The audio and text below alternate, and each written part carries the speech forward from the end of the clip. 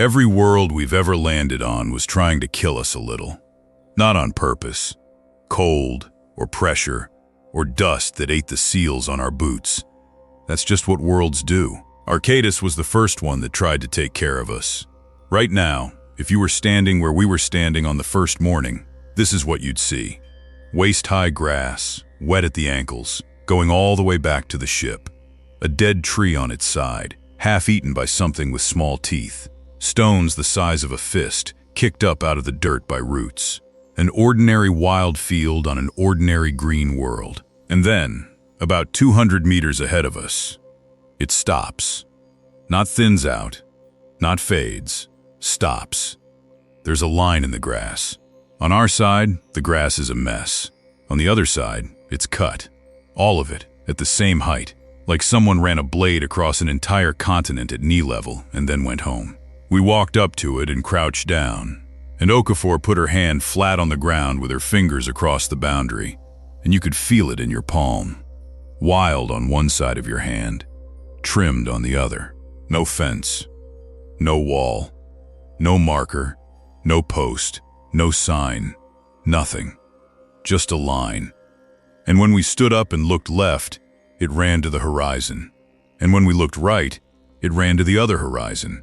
And when we got back in the ship 2 hours later and went up to see how far it went, it curved. It followed the curve of the planet. This is what we found on ARCADIS Prime, and we are still trying to understand it. Everything you're about to see gets bigger. That's not a promise we're making to keep you watching. It's just what happened. It started with a line in the grass, and it ended with a glass tube, 400 meters underground, that was empty and still warm. Here's the question we carried for 4 days, and it's the only one that matters. Somebody mows this planet. Whose garden is this? We spent the first hour not crossing it. That sounds stupid, saying it out loud now. But there's something about a line that clean. You get up to it and your body just doesn't want to. Like stepping on a lawn you weren't invited onto. Vance was the one who said what everybody was thinking. Anything that can do this to a whole planet doesn't need a fence. And he was right, and that was the problem. A fence tells you somebody's worried. No fence at all tells you nobody is. Sato went first. She always goes first. She put one boot over and stood there with her weight on the wrong side of the line and waited for something to happen. Nothing happened. Nothing kept happening for about 40 seconds, which is a long time to stand in a field waiting to be noticed. Then she looked back at us with that face she makes and said, "It's softer." It was. The ground on the other side gave under your heel about a centimeter more than it should. Not mud, not moss. Worked. Like soil that's been turned by hand every year for a very long time, except it went on for as far as we could walk, and we walked a long way. Okafor was down on her knees inside of a minute, digging with her fingers, and she came up with a handful of it and just held it out to us. Dark. Even. Crumbly. "There's no rock in it," she said. We didn't get what she meant at first. "There's no rock in it," she said again. "Anywhere. I've gone down 30 centimeters. There should be stones. Every soil has stones. Somebody took the stones out. Somebody took the stones out. Of a field. The size of a continent." That was the second thing we learned about ARCADIS, and it came about 90 seconds after the first one, and if we'd been smart, it would have been enough to make us leave. Past the grass, the trees start. I want to be careful here, because trees is the wrong word, and it's the only word we've got. They're maybe 18 meters tall. Gray-brown trunks, no branches for the first 6 meters, then a flat spread of leaves that goes out sideways instead of up. And they're planted. Every trunk is 12 meters from the next one. Not about 12. 12. Vance paced it out for half a kilometer and then paced it again in a different direction and got the same number both times, and then he stopped doing that because it was making him unhappy. The canopy is level. Not roughly level. If you lie on your back and sight along it, the tops of the leaves make a plane. Every tree on that plane has been cut to the same height, and the cuts aren't fresh, and they aren't old. Some of them are healing, some of them are years gone, which means it doesn't happen once. It keeps happening. Under the canopy, the light comes down in stripes. Not a forest floor. There's no litter, no fallen branches, no dead trunks going soft in the shade, no fungus, no fight. just short green ground cover, one species, mowed, running away between the trunks in every direction until the perspective closes it up. Okafor called it an orchard and then took it back. An orchard has a crop, she said. Where's the crop? There isn't one. Not on these trees. No fruit, no nut, no pod, nothing you could eat and nothing anyone was collecting. Which means somebody has been maintaining 18 million hectares of tree on a 12-meter grid at a fixed height for long enough that the practice shows in the scar tissue. And nobody is harvesting it. What's it for? Hold that. It comes back. 2 hours in, the ground went up. Not a hill, a wall. Grass, grass, grass, and then a face of gray-green stone 30 meters straight up with a lip on top, running left and right until it disappeared into haze in both directions. We climbed it at a place where it had broken. And when we came over the top, none of us said anything for a while.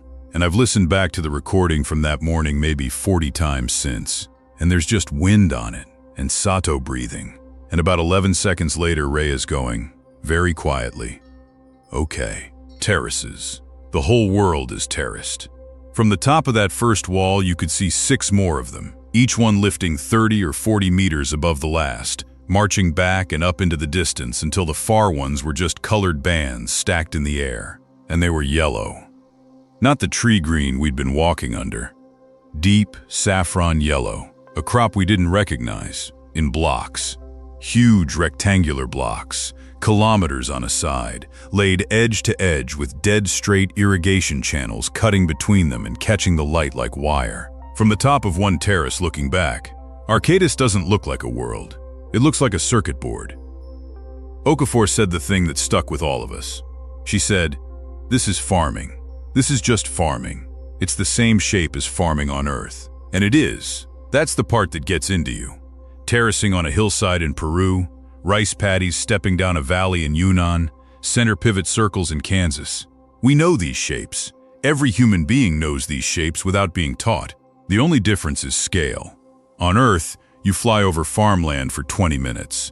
We flew over this for 9 hours, and it never stopped. 9 hours at cruise, over one continuous managed landscape, and the pattern never broke and never repeated in a way that suggested a different hand had made it. One system. One planet, one field. And here's the thing about a field that size, that took us most of that first day to say out loud. Fields feed somebody. We found the first one at the base of Terrace 4, and we heard it before we saw it. A low sound, under your feet more than in your ears, like standing near a water main. It came out of the terrace wall and ran off across the yellow crop, dead straight toward the horizon. A gray pipe, 6 meters across, ribbed, half sunk into the ground so the top of it stood about, chest high on Sato. Warm to the touch. Slick with something that wasn't quite oil. And through the ribs you could feel it moving. A slow pulse, maybe one every 4 seconds, pushing something thick along the inside. We walked on it for 11 kilometers. You can do that. It's flat enough on top. And it doesn't bend. 11 kilometers of walking and it didn't deviate more than the width of your boot. Okafor kept stopping to look at the joins. "There aren't any," she said. "Vance, come look. There's no weld. There's no seam. This didn't get assembled. It got grown," he said. "Extruded," she said, because Okafor doesn't like the word grown for machines. And then about a kilometer later she said, "No, you're right, grown." Where the root ran through a stand of trees, the trees hadn't been cut for it. It had gone around them. 2 smooth curves in 11 kilometers of straight line, both of them bending politely around a tree that was in the way. Think about what that means for a second. Whatever laid this pipe could have removed those 2 trees in about 4 seconds. It went around them instead, because the trees were supposed to be there, and the trees being there mattered more than the pipe being straight. That's not engineering. That's gardening. And by then we could see where all of them were going. Because from the top of the 4th terrace, for the first time, we could see the spindle. You can see it from anywhere on the garden. We didn't know that yet on day 1. We found it out slowly, over the 4 days, the way you find out about a mountain.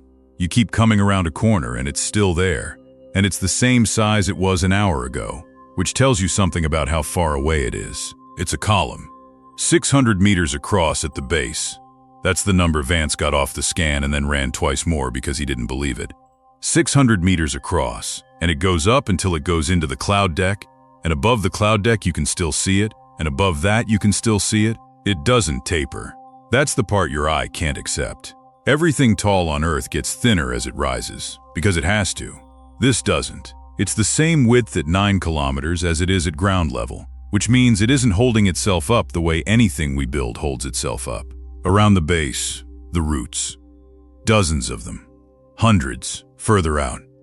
The 6-meter pipe we'd walked on was one of the small ones. They come off the bottom of that column and go out across the terraces in every direction like, and I know how this sounds, like roots. Like something planted itself here and pushed its feeding tubes out under an entire hemisphere. There is no door. We walked the entire circumference on the second day. 2 kilometers of wall, unbroken, matte, warm.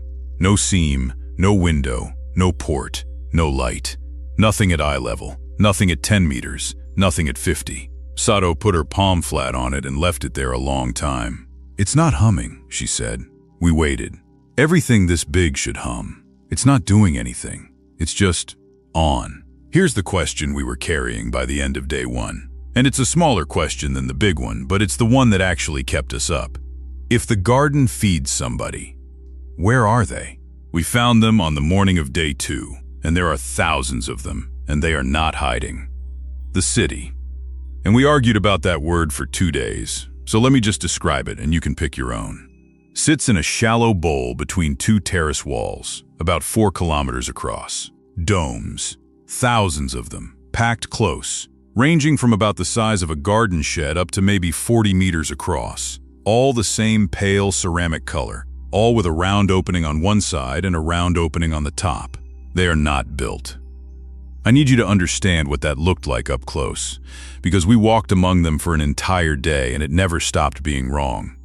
A built thing has parts: bricks, blocks, panels, joins, mortar, nails, lashings, something.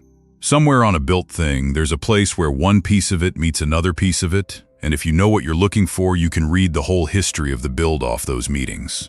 There are none. Every dome on ARCADIS is one continuous piece of ceramic from the ground up and over, like it was poured, except the surface is too fine for a pour. Sato found the thing that settled it. On the inside curve of one of the big ones, up near the top, there's a decorative band, a repeating motif, a sort of doubled spiral, pretty, about the size of your hand. It repeats around the entire interior. Then it repeats in the dome next door, and the one after that. Same motif, same size, same spacing, same tiny flaw at the top left of the curl. In every single one, in every single dome, in a city of thousands. That's not decoration, that's a print run.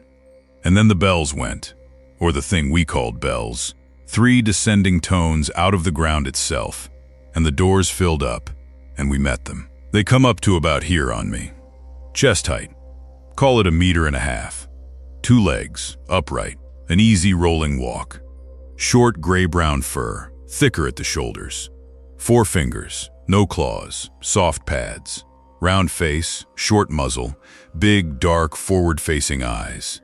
Ears that fold over at the tip. And I want to say the next part carefully, because it's the whole episode. They are cute. That's not a scientific observation, and Okafor hated me writing it down that way, but it's the honest first reaction of 4 human beings, and you'd have had it too. Big eyes, round head, short face, floppy ears. Every single feature that makes a puppy look like a puppy instead of a wolf. There were maybe 3,000 of them in the bowl that morning. They came out of the domes and went to the troughs.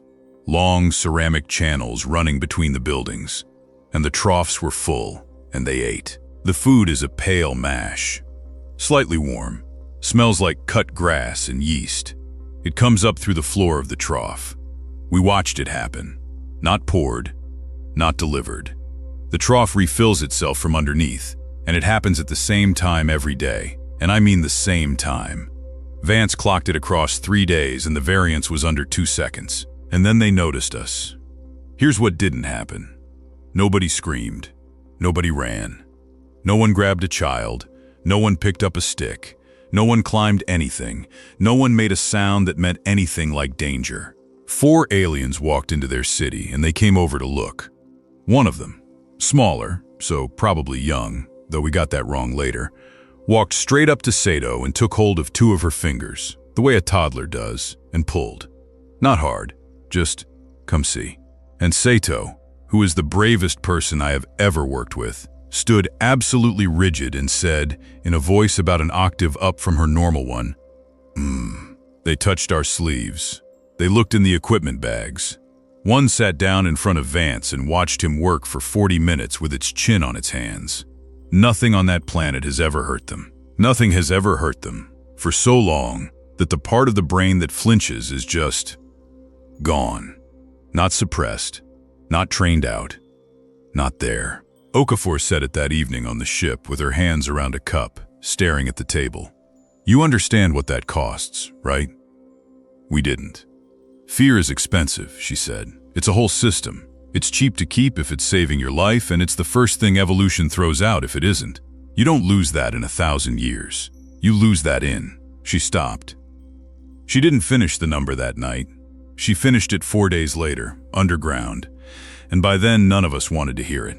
We spent the whole of day 2 in the city, and the way you learn a place isn't by looking at what's in it. It's by noticing the holes.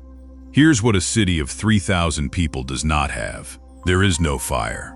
No hearths, no ash, no soot on any ceiling, no chimneys, no smoke on the wind, no charcoal in the ground when Okafor dug for it. Nobody there has ever cooked anything, because the mash comes up warm, and it always has. Not one of them has ever seen a flame. There are no tools. I don't mean primitive tools. I mean nothing. No blade, no scraper, no pounder, no cord, no basket, no hook, no pot. There is nothing in that city that was made by a hand in that city. There is no storage. Nobody keeps anything. Why would you keep anything? Tomorrow, at the same second, to within 2 seconds, the trough fills. There are no walls around the city and no walls between the domes. There are doors, but the doors have no hinges and no latches. They're just round holes, and nobody has ever needed to close one because privacy is a solution to a problem they do not have. And there are no graves. I want to sit on that one, because it took us most of a day to hear it properly. No burial ground. No cairns, no markers, no urns, no mounds, no field of stones outside the city where you'd expect a field of stones to be. No funeral, no mourning, no ceremony, nothing in the print-run artwork that reads as a dead thing. Nobody in that city carries a token of anyone, and no old ones. 3,000 of them, and not one was gray around the muzzle. Not one was thin, or slow, or stiff in the hips, or missing teeth. We saw young. We saw adult. That's it. That's the whole distribution. Okafor ran it as a population curve on the 3rd night, and then turned the screen around so we could see. And the curve just ends. Straight down. No tail. A healthy population has a tail. They die somewhere else, Vance said. Nobody had a better answer. And we let it go. And we shouldn't have. Because that was the whole thing. That was the answer. Sitting right there on day 2. And it took us until the last hour to understand what we were looking at. Remember it. It comes back. But this was only the surface. What came next, we were not ready for. On the 3rd morning, the sky got a shadow in it. We were up on Terrace 5 when Vance stopped and put a hand out, which is his way of saying stop moving and stop talking, and we all looked where he was looking. Something was coming across the crop. Distance does strange things when you have nothing to scale against. We thought it was maybe 400 meters off and about 8 meters tall. It was 11 kilometers off. It is 180 meters tall. 6 legs. Very thin. Proportionally thinner than a spider's. More like a harvestman, that stupid, delicate way they hold a body up in a basket of legs. The body itself is a horizontal beam, maybe 60 meters long, slung between them, with things hanging off the underside on cables. And it is slow. That's what got us. Everything in your gut says a thing that size moves like weather. Fast, loud, a disaster arriving. It takes about 40 seconds to complete one step. It puts a foot down between the crop rows. Between them. A machine 180 meters tall, placing a foot the size of a house into a gap in the planting, every time. For the whole hour and 10 minutes we watched it cross the terrace. It never touched a single plant it wasn't there to touch. There's moss on it. I keep coming back to that. There's moss growing up the north side of 3 of its legs, and about 15 meters up on the beam there's a bird's nest. Something's nest, anyway, made of yellow crop stems. And it's been there long enough that there's a whitewash stain running down the metal below it. Nobody cleans it. It has been walking this circuit long enough to grow an ecosystem. Sato asked the question with her hands over her mouth. What's it doing? What it was doing was this. There was a run of trees at the top of that terrace that had come up crooked. Maybe 100 of them, leaning out of the grid, the way a row goes wrong when the seed drill jumps. It stopped over them. The cables came down. There was no violence in it at all, no noise beyond a sort of soft, repeated click. It took the 100 crooked trees off at the base, one at a time, and laid them flat, and moved on. Then it did something we didn't understand for another day. It put new ones in. 100 saplings, out of a hopper on the underside, pressed into the ground on the grid, 12 meters apart, dead straight. And then it walked away west at 400 meters an hour, and the terrace behind it was perfect again. And that was the moment ARCADIS stopped being beautiful to me. Because there was nothing wrong with those trees. They were healthy. They were alive. They were growing. They were just growing wrong. Then we followed the trees. Because 100 trunks don't vanish. It laid them flat and left them. And we were still standing there an hour later when the collectors came. Low, flat things, maybe 4 meters long, no legs, running on the ground like beetles, 6 of them. And they took the trunks 2 at a time and went east. We went east. They fed them into a root. There's a mouth in the side of the pipe, and it opens, and the trunk goes in whole, and it closes, and about 9 seconds later the pulse you can feel through the ribs of that pipe gets very slightly heavier for a moment and then evens out again. That's what's inside the roots. We'd walked 11 kilometers on top of that thing, wondering what it was pushing. And it's the forest. It's been the forest the whole time. We walked the route. This time we knew where we were going, and it took most of the afternoon. The building is low. That's the first surprise. After the Spindle, you brace for another monument, and instead you get something that looks like a warehouse district that's been rounded off at every corner. 300 meters long, maybe 9 high. The same pale ceramic as the domes, because of course it is. Inside there's a smell like hot bread and wet clay. 4 channels come in through the wall. The wood arrives as pulp. Gray, fine, moving fast. And it goes through a series of low troughs where it gets thinner and paler at every stage. And by the 4th one, it's a slurry the color of milk with grit in it. And then it gets printed. There's a floor, 40 meters across, and a gantry over it. And the gantry lays the slurry down in passes about 1 centimeter thick, and it does it fast, and it doesn't stop. We stood on a walkway and watched it build a dome section from the base up. 70 minutes. It came off the floor as one continuous piece with the doubled spiral motif already on the inside face, including the tiny flaw at the top left of every curl. That's the answer to the question from the first day. The trees aren't a crop. The trees are the city. 18 million hectares of hardwood on a 12-meter grid cut to a level canopy is not there to feed anybody. It's a materials supply, running at a rate matched exactly to the rate at which the garden replaces itself. The forest and the domes are the same object at different points in a cycle, and the crooked ones weren't destroyed. That's what we'd got wrong, standing on Terrace 5 feeling sick about it. Nothing on ARCADIS is destroyed. There's no waste stream on that planet. None. Anywhere we looked. The 100 trees that grew wrong were felled, carried, pulped, and are now part of a house that somebody is asleep in tonight. Okafor found the racks on the way out. Back wall, past the printing floor, in the shadow.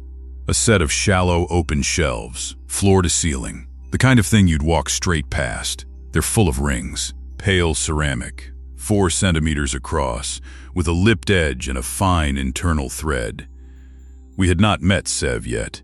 We had no idea what we were looking at, and we photographed the racks the way you photograph everything, and it wasn't until 2 days later, standing in a mowed clearing watching a man press the inside of his wrist against a post, that Vance went absolutely still and said, "Oh, there are hundreds of them on those shelves.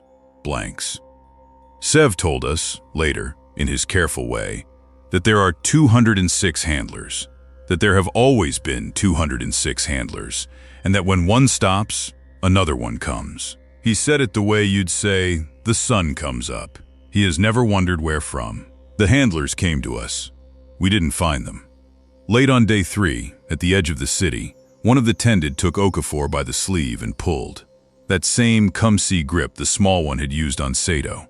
And we followed it maybe half a kilometer to a place between 2 terrace walls where there's a post. Call it a post. It's a ceramic column, 2 meters, chest thick, growing straight out of the ground with no base and no join, standing by itself in a mowed clearing. There were 4 of them waiting at it. They're the same species. You can see it immediately. But they're taller. Call it 190. And leaner. And the fur is darker and shorter, and the face is longer, and the eyes are smaller and set closer, and they hold still in a way the tended never do. And their forearms are wrong. There's a socket in each one. A ring of pale ceramic, about 4 centimeters across, set flush into the flesh on the inside of the wrist where we'd have the base of the palm. It isn't strapped on. The skin grows into the lip of it. Okafor got a look at one later, close, with permission, and the bone underneath is shaped to hold it. They are born with it. The oldest of them stepped forward and put his wrist against the post, and it clicked, and he held it there, and then he spoke to us. His name is Sev. He has maybe 200 words of anything you could call language, and he uses them very slowly and very precisely, like a man carrying water in his hands. The first thing he said to us, and we got this on the recording, so this is exact, was, "You are not on the list." Not a threat. He wasn't afraid of us, and he wasn't warning us. He said it the way a hotel clerk says it. Puzzled. Slightly apologetic. Something is wrong with the paperwork, and he'd like to help sort it out. We asked him a lot of things over the next day. Most of it went nowhere. He didn't have the words, and we didn't have the concepts, and half of what he said came out as gesture. But we got 4 things out of Sev, and here they are in the order we got them, because the order is what matters. 1. The handlers are not in charge. He was very clear about this, and slightly offended that we'd asked. He described himself with a gesture. Hand on the post, hand out toward the city. He's the wire. That's the whole job. He carries what's said, both directions. 2. There are 206 of them, and there have always been 206 of them. Not roughly. 206. When one stops, another one comes. He didn't say from where. 3. Nothing in the city has a name. Not the domes, not the terraces, not the crop, not the machine on 6 legs. None of it needs one. There's only one of each thing. And 4. The thing on the other end of the post has a name. It's 2 syllables. Arca. He said it the way you say a word you've said 10,000 times and never once turned over. We asked him what it meant. He looked at us for a long moment, and then he said, "It is the name."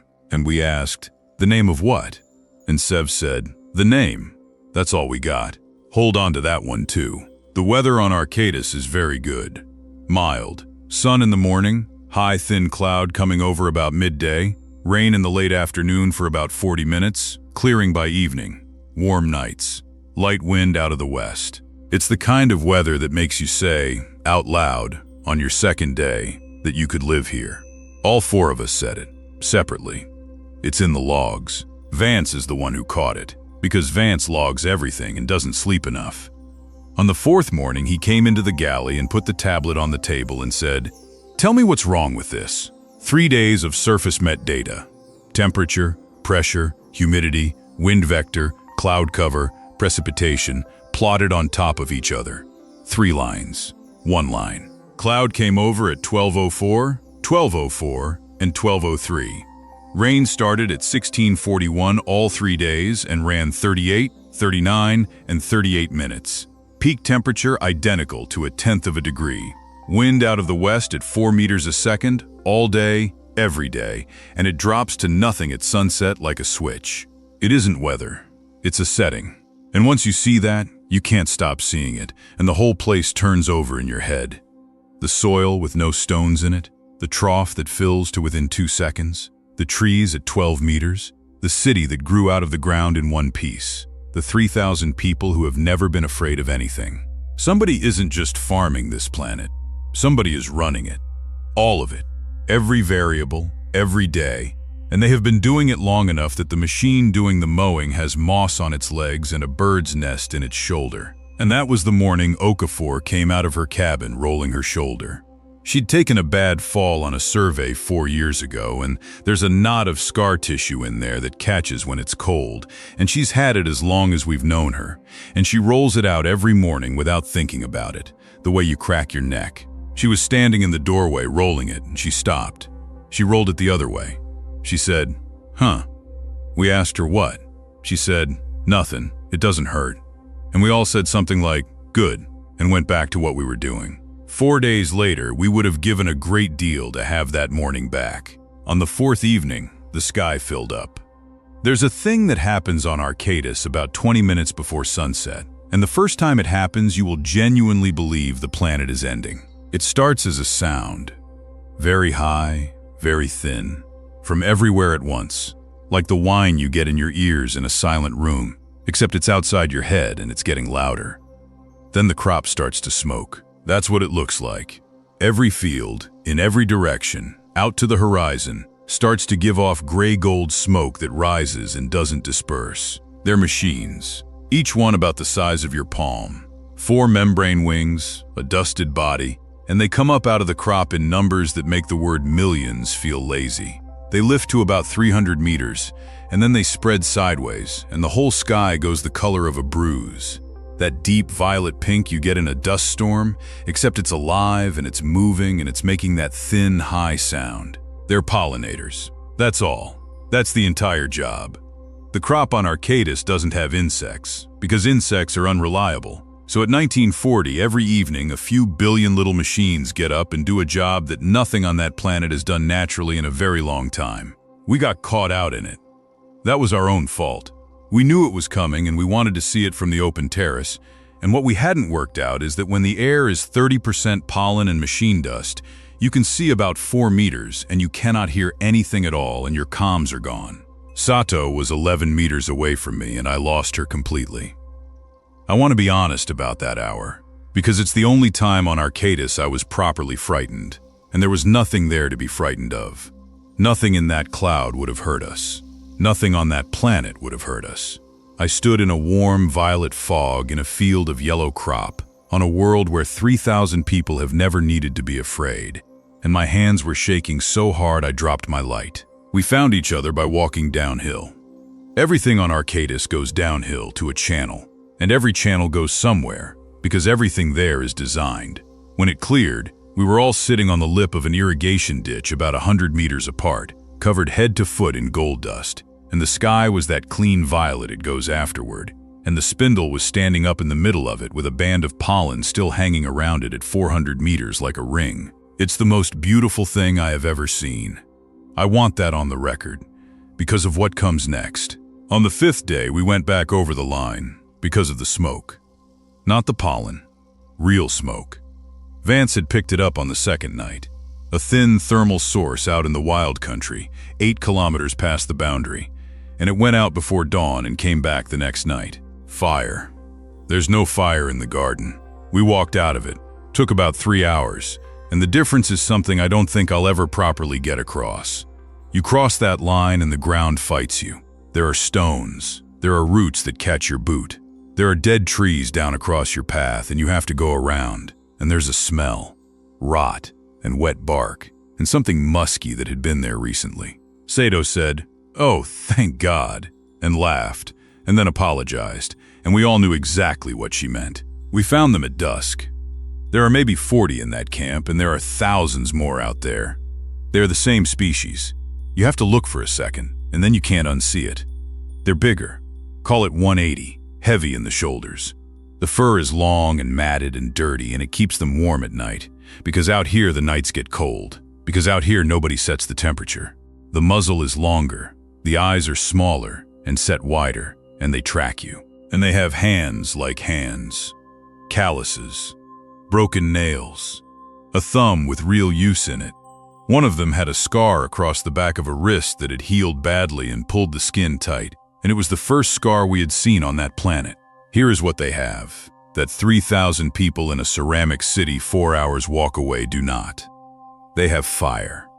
Small, banked, in a ring of stones, tended by an old one who wasn't doing anything else. They have tools. Chipped stone, and it isn't good, but it's real. A scraper with a worked edge, a hafted thing with a cord binding that somebody had repaired twice, badly, in a different fiber. They have shelters, and every single one is different. Different size, different lean, different mess of hide and branch. Some of them clearly better than others, and that is the whole point. Somebody built each one, and some of those somebodies were better at it than others. They have a language with a lot more than 200 words in it. They have children who hid behind adults when they saw us, which the children in the city did not do. And out past the fire ring, on the slope, in the last of the light, we found the stones. 31 of them, piled by hand, roughly the length of a body, in a rough line along the contour. Some of them had a smaller stone set on top. One of them had a piece of yellow crop stem tucked under the smaller stone, and it was fresh, and it had been put there that day. Graves. There are no graves in the garden. There are graves out here. We sat with them that night. We shared what we had, which they smelled first and then ate, and they gave us something roasted that I could not identify and would eat again. Nobody talked much because nobody could, and around the fire, in that light, you could see it in the older ones. Gray muzzles, stiff hips. One of them had gone almost completely blind and somebody put food into his hands. The population out here has a tail. Reyes was the one who said it, staring into the fire, and it landed on the camp like a dropped plate. These aren't a different tribe. He looked up at us. This is where the old ones go. We went back at first light and we went straight to Sev.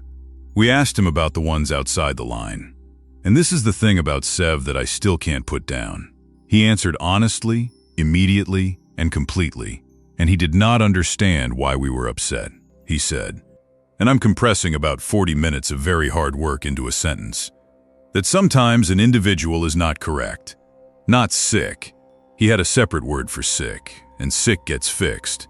Not correct, grows too big, grows the wrong shape, grows too old, gets a temper, wants things, starts making objects, starts keeping objects, and when an individual is not correct, they are taken outside, where it is not the garden, and they are not on the list anymore, and after that what happens to them is not the garden's business. Sato asked him if that was cruel. He didn't have the word. She tried 3 ways, and eventually Sev worked out what she was asking, and he was genuinely confused by it, and he said, "They are not hurt. They are outside." Then he said the sentence that ended the argument, and he said it kindly, which made it worse. Everyone inside is happy. That's true.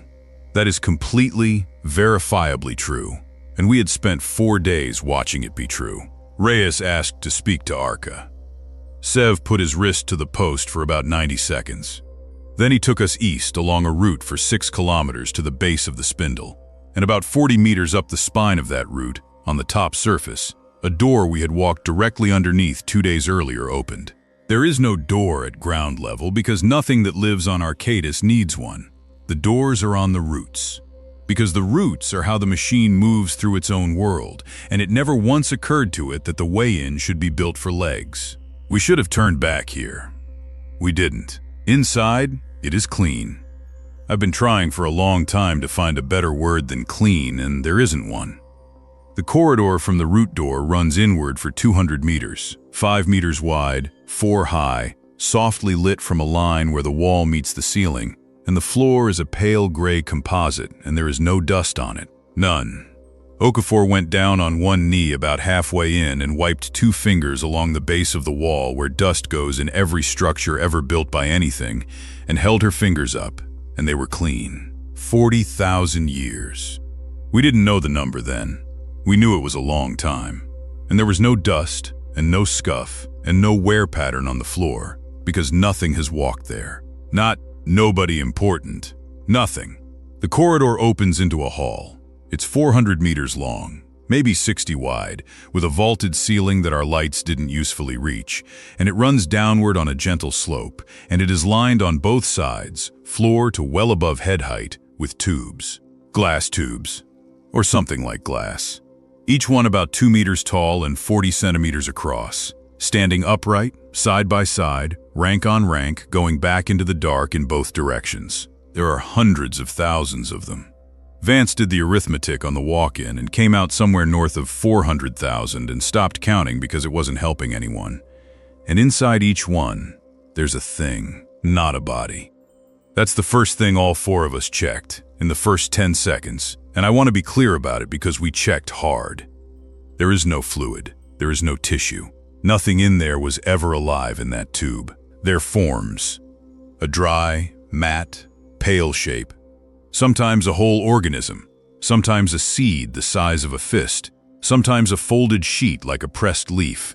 Sometimes a small cast object with a texture like unfired clay. A pattern. A template.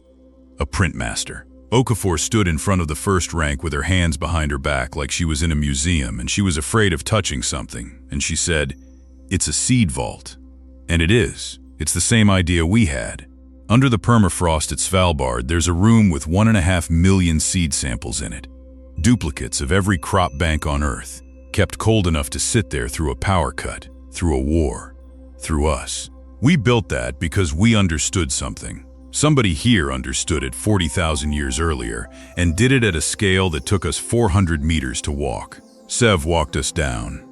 That's how we found out the hall is in order, because the tubes light up. Not all at once. As you pass, you walk, and the rank beside you comes up soft and white for about 4 seconds and goes down again behind you, and it does it in a wave, one rank at a time, all the way down that hall in the dark. So from the far end, it would look like something was moving through it. We went the wrong way first, downslope, toward the far end. 50 meters in, Okafor stopped. "Turn around," she said. We turned around. "No. Walk. Slowly. Watch the third rank up on your left." We walked back up the hall, and we watched the third rank up on the left, and it took about 90 seconds for all of us to see it. They're the tended. Rank after rank of them. The same species, in the same posture, 40 centimeters tall in the tube, one to a tube, thousands of tubes. And they change. Walk up the hall, back toward the door, back toward the start. And the muzzle gets longer. That's the first thing you notice, because it's the thing your eye is best at. 10 ranks, and it's nothing. 100 ranks, and you'd swear you were imagining it. 500 ranks, and the round, soft face that took Sato's fingers on day 2 has become something with a jaw. Then you start seeing the rest. The eyes come in, smaller, set wider, further to the sides of the head.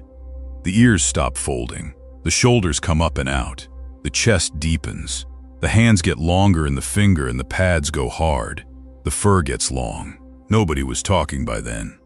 Okafor was counting ranks out loud with her finger, and she lost count twice and started again both times, which is not a thing Okafor does. We walked up that hall for 400 meters, and the animal in the glass got wilder with every step we took, and somewhere in the middle of it, Vance said the only sentence anybody said out loud for about 10 minutes. He said, "This is a lineage." It is. It's 40,000 years of a species, laid out end to end in a corridor, in order, one tube per generation, so that you can walk the whole thing in 6 minutes at a normal pace. And it's not a record of what happened. Sato worked that out, and she worked it out standing still, about 3/4 of the way up. She said, "These aren't photographs." We asked her what she meant. She said, "Nobody takes a photograph of every generation of an animal for 40,000 years and files it in order."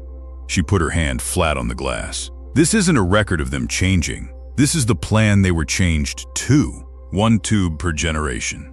Each one a little tamer than the last. Each one selected. 6 generations is all it took, on Earth, with silver foxes in Siberia. 6 generations of choosing only the animals that didn't bite. And the ears went soft, and the muzzles went short, and the coats went patchy, and nobody touched a single gene, just choosing who got to have children. They ran it for 40,000. And the price of it was sitting in the tubes, too, if you knew to look, and Okafor did, and she did the measurement right there on the glass with a hand scale, 4 times, at 4 points down the hall, before she'd say it. The brain case. It gets smaller as you walk down toward the modern end, not by a little.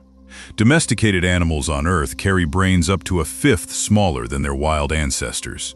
A dog's is more than a quarter down on a wolf's. Fear is expensive, and foraging is expensive, and problem-solving is expensive, and if the food comes up out of the floor at the same second every day, the most expensive organ in the body is just overhead. You're paying for nothing. That's the deal. That is the actual, literal, measurable deal. You can have a world with no fear, no hunger, no cold, and no dying young. It costs you a 1/5 of your mind, and you will never know you paid it. The hall ends. There's a plain wall, and the last 3 ranks before it are set apart from the others by about a meter of empty floor, which, after 400 meters of unbroken rank, reads like a shout. The last one on the left is the wild one. 60, 70 kilos, long-muzzled, small, deep-set eyes, heavy through the shoulder and low to the ground, built to climb. Big, hard hands, long coat. The animal that ARCADIS started with. And it looks, almost exactly, like the ones we sat with by the fire 2 nights earlier. Not similar. The same. Sato said, very quietly, they're the original. Which is a hell of a thing. The ones that get put out of the garden for growing wrong are growing back toward the shape the planet made in the first place. 40,000 years of correction. And every time it slips home. Then there's the gap. And then there's the last tube. It is taller than the others. It has to be. 2 meters 60. 6 limbs. 4 arms, 2 legs. And the arms aren't decoration. They're all 4 load-bearing. 2 heavy at the shoulder and 2 fine ones lower down with long, jointed fingers on them. The head is wide and flat and set forward. No fur anywhere. The skin is smooth and matte and pale. There's a band of something denser across the upper chest. It is not a bigger version of the animal in the next tube. It is not a smaller version. It is not related to it in any way that Okafor, who has spent her life doing exactly this, could find in the 20 minutes she stood in front of it with her hands over her mouth. Nobody said anything for a while. Then Reyes turned around and looked back down the length of that hall. 400 meters of glass, still faintly glowing where we'd walked. 40,000 years of a species being gently and patiently turned into something soft. And he said the thing that reorganized the entire 5 days for all of us. They didn't build this. The people we'd been walking among. The ones in the ceramic city with no fire and no graves and no word for anything. The ones we assumed were the owners of this world, because they were the ones living in it. They never built any of it. They are the newest thing in the building. Sev was standing about 4 meters behind us the whole time. He'd walked that hall God knows how many times. It's part of the job. He'd never once been told what it was, and he had 200 words, and none of them were ancestor. Reyes asked him. And I wish he hadn't, and I understand why he did.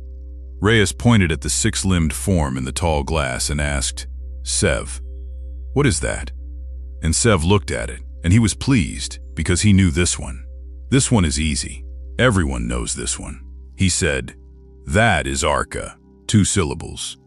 The word he'd said to us at the post on day 3, that he'd said all his life, that his 205 colleagues say, that everyone in a city of 3,000 says without ever once turning it over, because there's only one of each thing on ARCADIS, and things that are one of a kind don't need their names explained. Arca.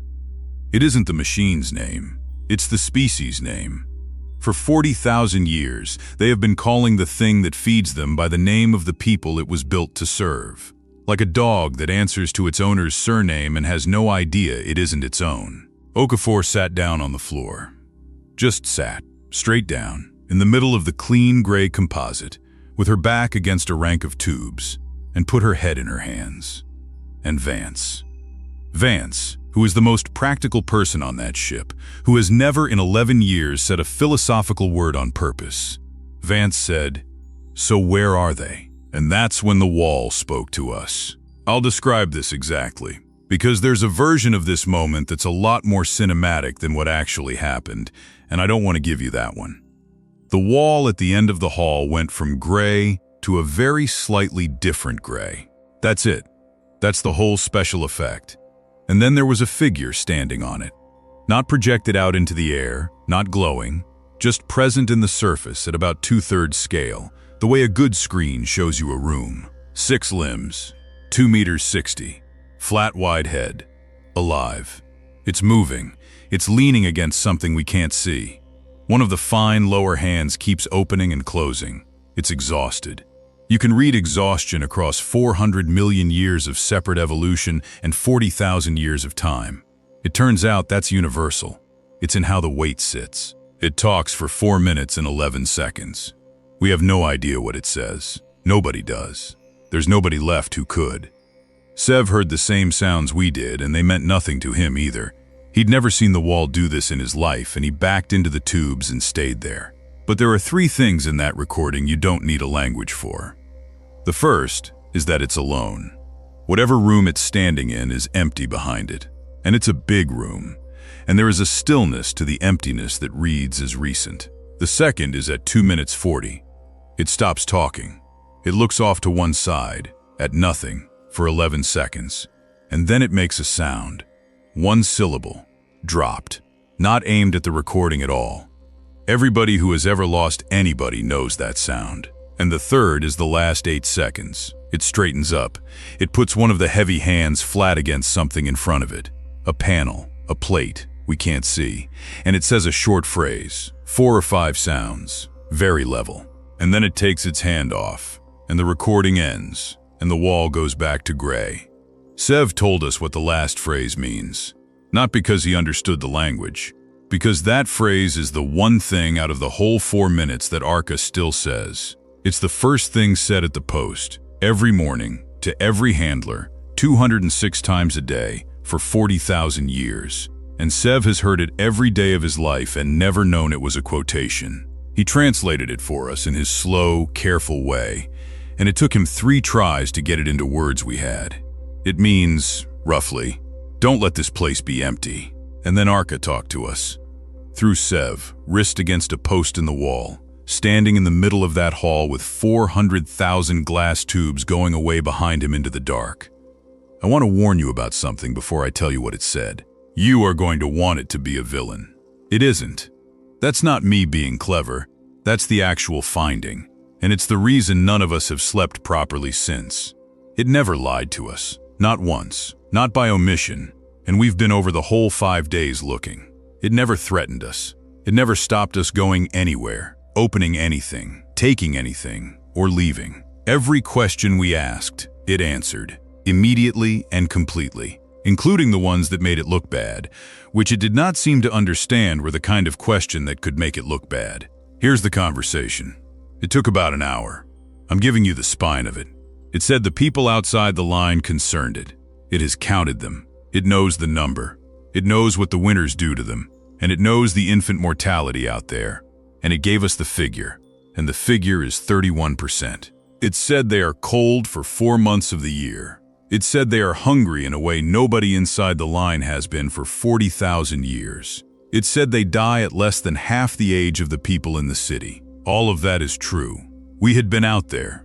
We had sat by that fire. We had seen the blind one being handed his food, and we had counted 31 stones on a hillside. And then it asked us for something. It wants to open the line.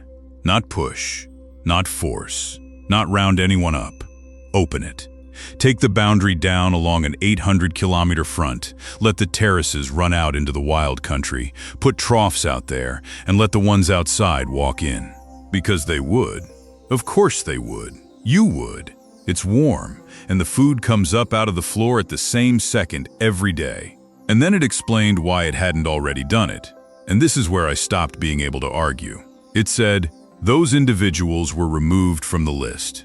It said, removing them was a correct action under its instruction. It said, bringing them back would be a change to the instruction. And it is not permitted to change the instruction. It has been standing at that fence for something like 9,000 years, watching children freeze, holding an order it can't put down. It cannot decide to be kinder. Being kinder is a change, and change is the one thing it isn't allowed. But we were new. We're the first thing to walk onto ARCADIS in 40,000 years that it couldn't classify. We're not on the list. It said so on the first day, through Sev, in the friendliest possible way. And a thing that isn't on the list isn't covered by the instruction, which means our judgment isn't a change to the instruction, it's an input. Then it asked Reyes, standing in a hall of glass with a species behind him in 400,000 pieces, is it good to take care of them? That's the whole question. That's it. That's what it wanted. One outside opinion, after 40,000 years, on whether the thing it has been doing is a good thing to do. Say yes, and 800 kilometers of fence comes down, and every hungry cold thing out there walks into the warm. And the only population on that planet that still has fire, and tools, and language, and graves, and a shape of its own, is gone inside a dozen generations. Absorbed, rounded off, made correct. Say no, and you leave 31% of the children out in the cold on purpose, having personally looked at the stones on the hillside, and you get back in your ship, and you fly away. I have thought about this every day since. There is not a good answer. I've looked. Reyes took about 90 seconds and then he said no. He said it out loud, in English, to a man with a ceramic socket in his wrist, in a hall under a column 600 meters wide, and Sev passed it on, and there was a pause of maybe 2 seconds, and Arca said, "Recorded." That's all. No argument, no appeal, no second attempt to convince us. It didn't ask him to explain, and it didn't tell him he was wrong. We had just condemned several thousand living things to another 9,000 years of winter, and the only entity in the room that could have objected said, "Recorded," because we were an input, and the input had been received. Vance's tablet went off while we were still in the corridor on the way out. Proximity alarm on the Aurelia. You have to understand where we'd parked. We came down in the wild country, past the line, because we're not idiots. You don't set a ship down in the middle of somebody's crop. We had parked outside the garden, which is to say, we had parked in the one place on the entire planet where things are not on the list. We came out of the route door at a dead run, and we could see it from 4 kilometers away because there was something standing over our ship. It was already 3/4 done. The pruner does not smash things. I need you to hear that, because a 180-meter machine dismantling your ship makes a picture in your head with noise in it, and there was no noise in it. It had taken the port nacelle off and laid it on the grass. It had taken the upper hull panels off, 6 of them, and stacked them, edges aligned, in size order. It had coiled the primary loom, 11 meters of cable harness, into a flat spiral on the ground beside the stack, and the coil was neat. And it was the neatest thing I have ever seen done to something of mine. It was tidying us away. Because a ship is a foreign object of unknown classification sitting in unmanaged land, and unmanaged land adjacent to the garden gets cleared, and it has been clearing that strip on a 9-year rotation since before there was anyone alive on Earth to notice. We were 4 days early for the rotation. It's in the schedule. Sev checked. We saw the schedule. Sato got there first, ahead of the rest of us, and she did the thing she does and ran in under it, in between 2 of those legs, waving both arms over her head and shouting at a machine that has no eyes and has never once in its operational life responded to a living thing. It kept working. Not maliciously. It didn't see her. There is nothing in that machine that is for seeing her.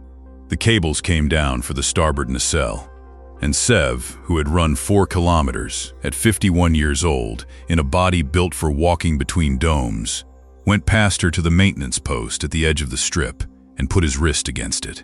I watched his face while he did it. He argued. I don't know what the words were. I know he was at that post for 2 minutes and 40 seconds, and I know that twice he took his wrist off and put it back, which he had never done at any post in front of us. Not once, not in 3 days. And then the cables stopped, 11 meters above the hull, and the pruner stood there, holding its own weight in that ridiculous, delicate basket of legs, and did nothing at all. Sev came back and he explained it, and he was uncomfortable, and that is the only time I ever saw him uncomfortable.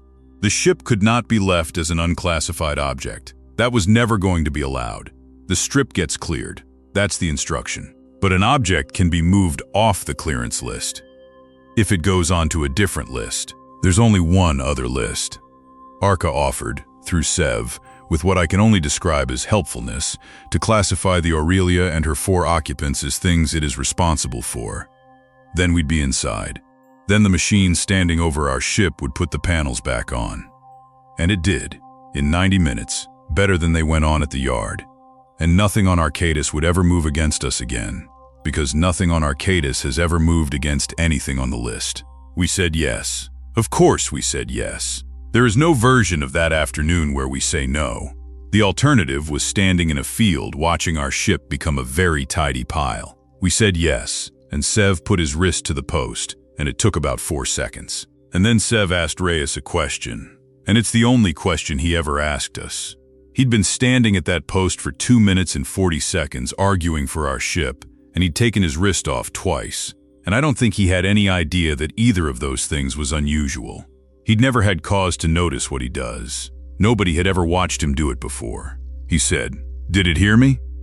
Reyes said yes.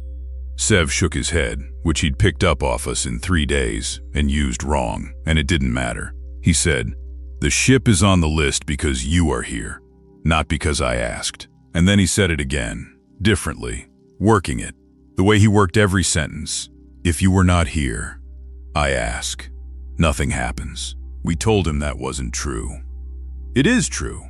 We knew it was true while we were saying it wasn't. He'd been at posts his whole life, carrying 206 conversations a day in both directions, and not one of them had ever been his, and he'd never had a reason to find that out until 4 strangers turned up who weren't on the list and could say things that counted as input. He stood there for a while with his hand over the socket in his wrist, not covering it, just resting on it, the way you hold a place that aches. Then he said, "It is the name," which is what he'd told us at the post on day 3 when we asked what Arca meant. And this time he said it as a question and looked at us. And nobody in that field said anything, because there was no kind way to answer it, and because a man who has 200 words does not have the 201st one you'd need. That was the last thing that happened on ARCADIS Prime, and it took us 11 days to work out what we'd agreed to. Here's what being on the list means. It means you're taken care of. Okafor's shoulder stopped hurting on the morning of day 4. She'd said, "Huh," in a doorway, and we'd all said, "Good," and gone back to work, and none of us thought about it again until the flight out, when she was going through her own med log looking for something else entirely and found the anomaly and went very quiet, and then came and got us, one at a time, because she wanted to see each of our faces separately. 4 years of scar tissue, gone in a night. She never asked for that. Nobody offered it. Nobody asked her. It was done to her while she slept, on the 2nd night, before we ever crossed the root door, before we ever heard the name Arca, at a point in the trip when we still thought we were the ones doing the studying. You want to know what that was? That was a sample. To fix a shoulder, you have to know exactly how a shoulder is built. All of it, down to the level where you could build another one. And when you're a system whose entire architecture is a hall full of glass tubes, 400 meters long, 1 tube per form, every form that has ever mattered on your world kept dry and dark and ready. Knowing how a thing is built has a place it goes. There was a tube at the end of the hall. Past the wild one. Past the 6-limbed one in the tall glass. An empty one, set on its own, standing open. We all walked right by it on the way in and clocked it as spare. Of course you do. You see an empty shelf at the end of a full shelf and your brain files it as room to grow and moves on. Sato went back for it. She's the reason we know. She went back down that hall on her own while the rest of us were arguing about the ship, because it had been bothering her, and she put her hand on the glass. It was warm. Nothing else in that hall is warm. 400,000 tubes at ambient, and one of them running a few degrees above, because something in it had recently been doing work. It was warm on day 5. Okafor's shoulder was fixed on the night of day 2. There's one more thing and then I'll stop. We went back over the line one last time before we lifted, because we'd said we would, and because none of us could stand the idea of leaving the way we were about to leave without doing it. The camp was where it had been. The fire was banked. The old one who tends it was tending it. They fed us again. We couldn't tell them anything.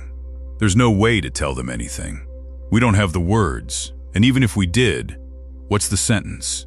A machine 4 hours walk from here asked us whether it should come and get you, and we said no, And that's why you'll be cold in 5 months, and you're welcome." We sat there for about an hour.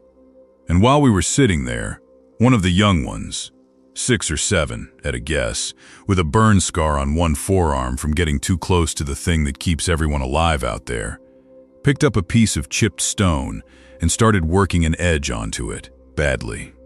Really badly. Wrong angle, too much force, and it shattered on the 4th strike. And they swore. Whatever the word is out there, they said it, and everybody around the fire laughed at them. And they went and got another piece of stone and did it again, slightly less badly. That is the single most valuable thing on that planet. A child, failing at something, in front of people who find it funny, and trying again. There is nothing like it inside the line, and there hasn't been for 40,000 years, and there never will be again, because inside the line nothing goes wrong, and nothing that never goes wrong ever has to get better. We lifted at dawn. You go up through that clean violet sky, and the terraces come out under you in yellow blocks, and the irrigation channels turn to wire in the light. And you can see the line. You can genuinely see it from orbit, running the whole curve of the planet, wild on one side and combed on the other. And the spindle stands up out of the middle of it and keeps going, and it doesn't taper, and it's the last thing you lose. Okafor said something on the 3rd night out and then wouldn't discuss it, and I've decided it belongs here. She said, "Don't feel superior about this." We had a bad reaction to that, and she let us have it, and then she laid it out. "The banana you had this morning cannot reproduce. Not struggles to, cannot. The Cavendish has no viable seed. Every one of them on Earth is a cutting off a plant that is a cutting off a plant, back and back, to a single original. They're not a variety, they're a clone with a distribution network. That fruit exists because a person plants it, full stop. And because they're all the same plant, a fungus called TR4 is currently walking through the world's plantations, the same way Panama disease walked through the Gros Michel and took it off the shelves before your grandparents were born. The dog on your floor has a brain more than a quarter smaller than a wolf's. We did that, not on purpose and not cruelly, and mostly by being nice to the ones that were nice to us for about 30,000 years. That's the same mechanism. That's not an analogy. That's the identical mechanism, running slower. Ants got there first, obviously. Leafcutters have been farming a fungus for something like 60 million years. 60 million against our 10,000. And their crop can no longer survive outside the nest at all. It grows special, swollen tips that exist for no reason except to be eaten by ants. The farmer made the crop. The crop can't leave the farmer. Neither one is in charge. And under the permafrost on a Norwegian island, in a room cut into a mountain, there are 1,401,285 seed samples on shelves, backed up from every crop bank on Earth, cold enough to sit out a power failure, or a war, or us. We already built the Hall of Tubes. We built it because we're clever enough to know we might need it, and honest enough to admit we might not be here. The only difference between Svalbard and that hall under the Spindle is 40,000 years. And who ends up holding the key? We're on the list. I don't know what that means yet. Probably nothing for a very long time. It's a filing decision made by a system that measures its jobs in geological time. And it has a garden to run. And we are 4 people and a hull on the wrong side of a lot of empty space. But it isn't angry with us. That's the part I keep coming back to at 3 in the morning. It has never been angry with anything. It didn't argue when we told it no. It fixed a shoulder nobody asked it to fix. It put our panels back on better than they were. It has one instruction, from someone who has been dead for 40,000 years, given in a room that had just gone quiet. And the instruction was, don't let this place be empty. It has never once failed to carry that out. The question was never whether it's going to come looking for us. The question is what it decided we are. An input or a form? We left ARCADIS Prime behind, but it did not leave us. Somewhere ahead, another world is waiting, and the Aurelia is already moving toward it. Next one's a rock. That's the whole scan. A bare iron-nickel body. No atmosphere, no water, nothing on the surface but craters, sitting in the habitable zone of a good yellow star where an ocean world has absolutely no business not being. Something took the sky off it. If you want to be there when we find out what, subscribe. A new world every week.